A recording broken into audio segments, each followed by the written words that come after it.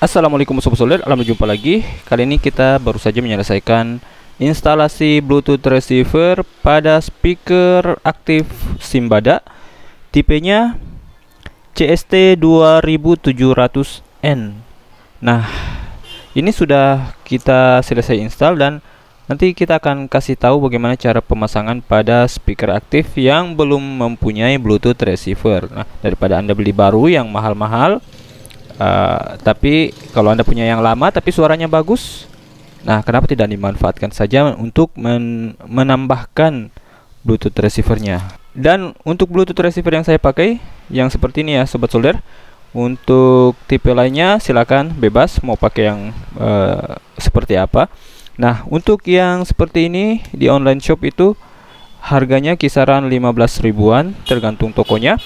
Dan kalau di tempat saya di Masohi, Kabupaten Maluku Tengah, saya menjualnya dengan harga Rp25.000. Nah, buat teman-teman yang mau pasang Bluetooth receiver ini yang berdomisili di sekitar Masohi, Kabupaten Maluku Tengah, silakan bawa saja speaker aktif Anda ke tempat kami di Awi Service Elektronik Masohi. Teman-teman juga bisa melihat peta kami di peta Google atau Google Maps. Dan oke, kita lanjut saja ke cara instalasinya. Dan ini dia Sobat Solder untuk modul receivernya. Modul Bluetooth receivernya seperti ini yang terpasang. Nanti teman-teman bisa pasang seperti apa kemampuan atau ya sesuai kondisi di dalam speaker aktif teman-teman.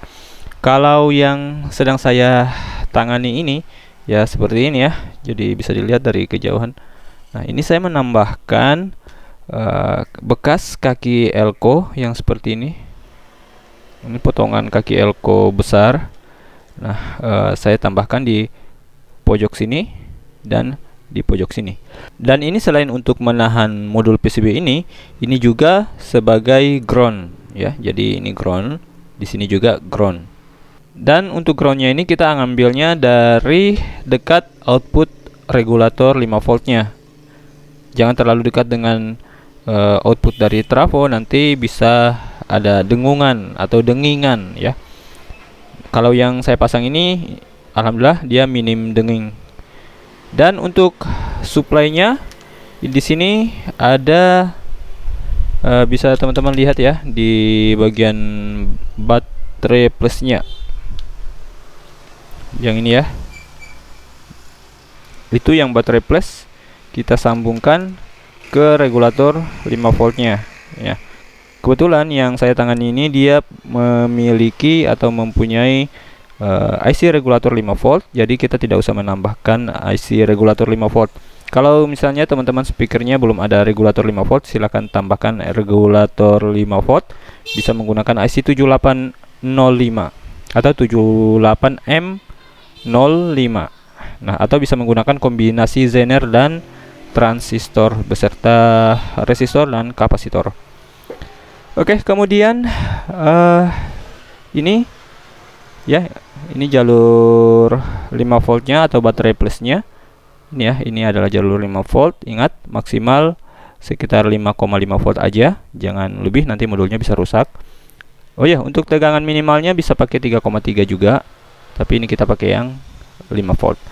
Untuk outputnya ini kita ngambilnya dari sini ya Sobat Solder, dari yang ada tulisan L dan R nya. Ini ya, bisa juga menggunakan atau melalui jalur ini ya, colokan 3,5 mm nya. Tapi di sini saya melewati kabel atau ini tulisan yang ada L dan R nya. Untuk G nya atau ground nya ini kita abaikan karena ini sudah diwakili oleh yang ini dan yang di baterai minusnya itu. Oke. Ini dia kabel hijau dan kabel biru. Kita sambungkan ke bagian di jalur DVD in. Di sini ya, di jalur DVD in-nya. Sini, tapi kita tidak langsung menyoldernya ke jalur DVD in-nya. Kita menggunakan resistor 4700 ohm.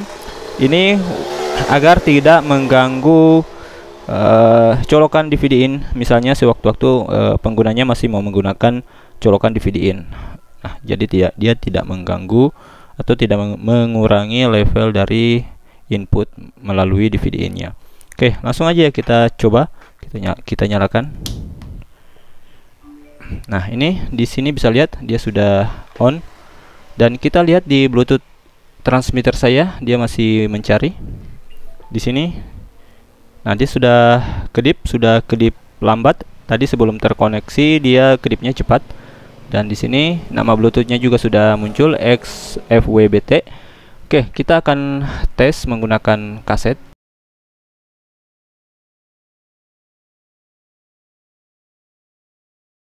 Kita tunggu sebentar. Kasetnya masih berputar.